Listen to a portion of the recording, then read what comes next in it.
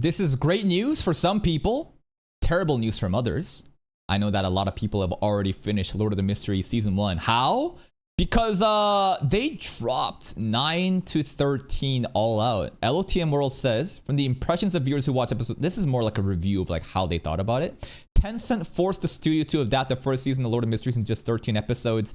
Well, that makes sense to me because they are the ones that just has ultimate call, I guess, considering how they forced Cuttlefish and BCMA Studios to do, what's it called? The event-based structuring for the 3 episodes. But yeah, this doesn't surprise me. And I've heard a lot of mixed receptions about this. I think we can cover a separate video talking about, you know, more of the state of the affairs with this. But first, let's watch this. Lord of the Mysteries finales already shown in China. The final 4 episodes of Lord of Mysteries have been shown in an offline screening in China and will be released on Tencent Video tomorrow. For the international release, I assume it's still going to be weekly, but knowing the anime community, it's probably going to be leaked. However, as in the fan subs are already out. That's right, you can't stop that. The great pirating era will never end. That's just how stuff works online.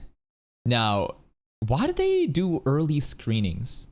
Because they want to hype it up. But it's not just early screenings, it's the region blocked early screenings.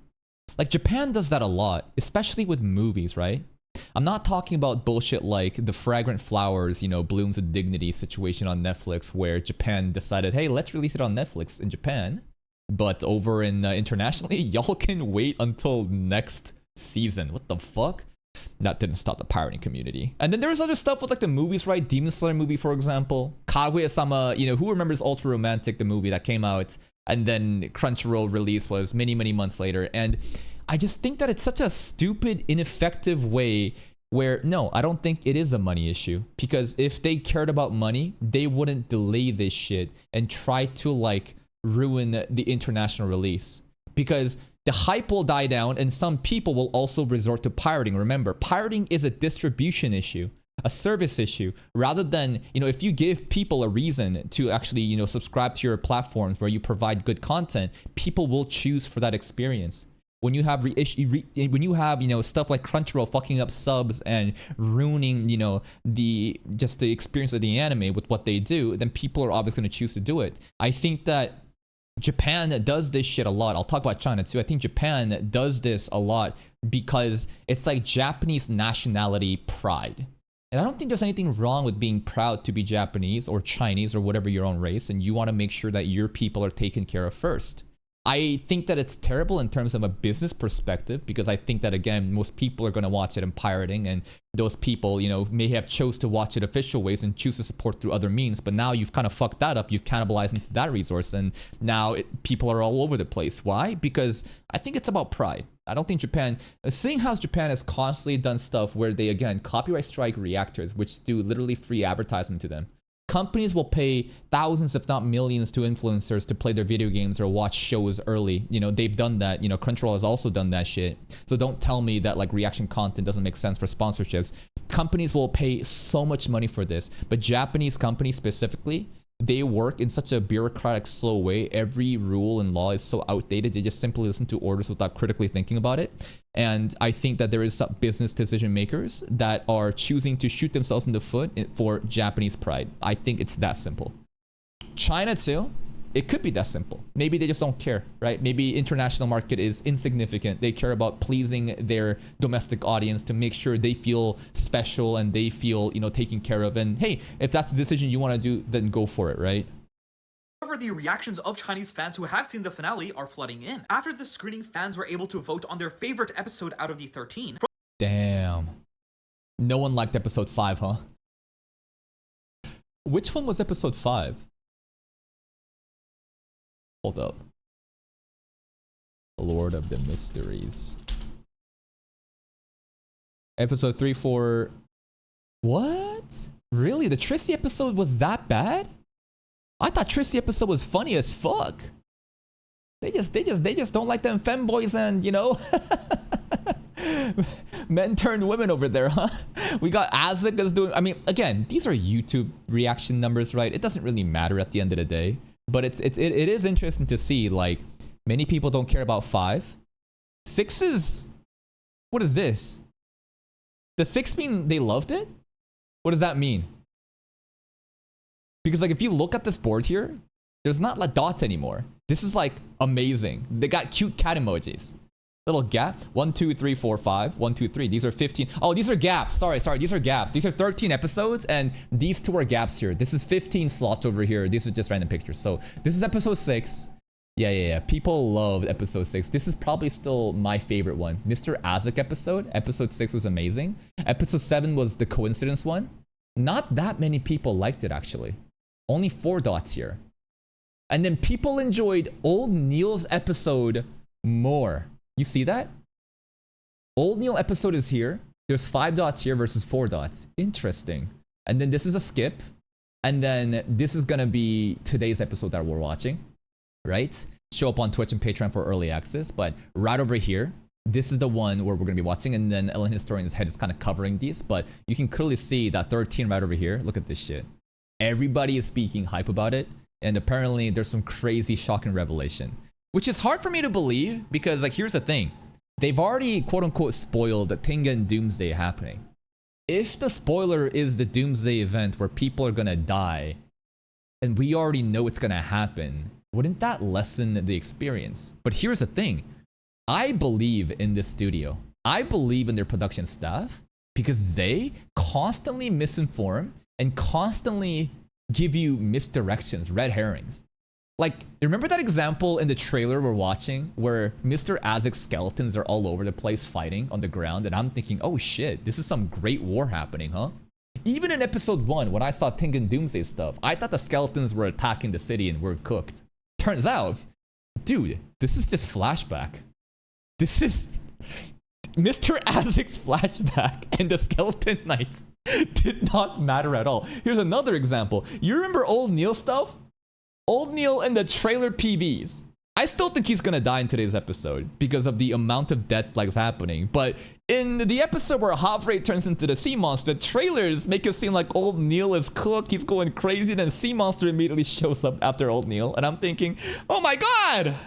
Old Neil, how could this be? You turned into a fish monster! No. So with that into consideration, I think that episode 13 will deliver on crazy shocks that we're not even ready for. Able to vote on their favorite episode out of the 13. From the looks of it, episode 13, the grand finale, has the most votes, followed by episode 9, which airs in like an hour, and then episode 6, better known as the Azek episode. The feedback has been... Love the Azek episode so much, man. And tonight's episode, we're watching episode 9, so...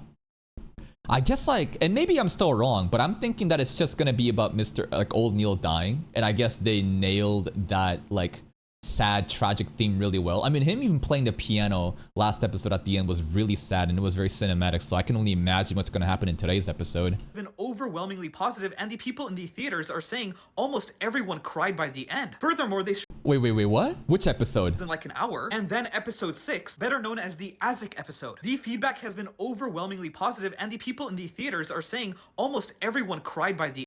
Are they talking about episode 6 or are they talking about episode 9 to 13? Regardless, motherfuckers crying. No. Plot and motion exploded in the last episode. They're talking about Really? That's great, because the biggest concern that I think a lot of people had in the community is whenever you have death happen, you need to care about those characters or it's not gonna hurt. How can you care about characters when you're not emotionally attached to them because of the fast-paced, event-based structuring that Lord of the Mysteries has done? Right? It's, again, you cut out all these important character interactions that supposedly existed in the web novel. The average, like, Donghua only is not going to really understand, like, how much this character matters. So there is, like, a gap in that. So I wonder if, like, the emotions exploding in the last episode are actual novel readers and not Donghua onlys. We'll have to see. The end. Furthermore, they strongly suggest to watch the last few episodes back to back, which would allow the emotions to hit a lot harder rather than watching week to week. No. We're not doing that. We're gonna watch, like a good boy, week to week releases legally. Nah, I'm not a good boy. But I'm not gonna watch this shit date back to back because obviously, first of all, I don't even know how good the fan subs are, but also, I still believe in week to week releases. Not only does it create more hype for the fandom talking about the episodes, but this has been an issue, right? When you have, this is why I hate batch releases. I think batch releases are fucking terrible for everybody involved Because first of all, the businesses, they now are fucked because people will only subscribe for that show and then leave immediately, right? Just thinking about it, monthly subscription fee, if you have something span out for 3 months, why give it immediately and have people sub and leave after the first month? There's that aspect. But then another aspect, which I think is more important than the short-sighted subscription fee, is about community hype and fandom. And how if you're able to rally behind the community and have that shit formed by people talking about your favorite show on a week-to-week basis and for people to love and have to anticipate, there's naturally going to be more and more people growing and watching. Fan theories, fan content, edits, discussions, blah, blah, blah, across all social media platforms come together. The algorithm distributes this content to other people. More people that would have never seen this content, if not for this weekly releases, will band together. And even more people now exist. The piece of the pie has gotten way bigger. And those people, again, are way more profitable than just batch release and done like that, right? So at least stay safe for 9 to 13. This is not the same case as dropping an entire season of the anime. It's more like, hey, we gave you enough, and now here's the last 4 all in one go because we believe that you should watch this in consecutive order. To me, I want this shit to manifest and think and just marinate in my head before we go ahead. Even the notoriously hard-to-please novel readers are saying things like, every character is breaking apart and I was breaking down crying too. But now looking back, I am grinning because broken characters are just so compelling. Tomorrow I'll be spamming... Everyone's getting broken? Everyone's gonna become a tragic hero like Mr. Asic? Even Susie? Screenshots of tearful cat memes. From all of the reviews, it seems like these last few episodes are going to be insane. Anyways, follow for more LOTM news. The final 4... Great hype marketing, and I think that this is just great news overall. Right? If you've already seen the episodes, then you already know. But stuff like this, again, excites the community, and that's the most important thing, right? You want people to talk about your show. More people need to be talking about it, get them hyped up, get them rallying behind stuff like this. I love the current narrative that 9 to 13 is that fucking peak, and 13 will deliver like that. We'll have to see when it happens in a couple of weeks, though. Shoutouts to Ellen Historian. Here's a link to their video. Careful for spoilers, but check out their channel for more content like this.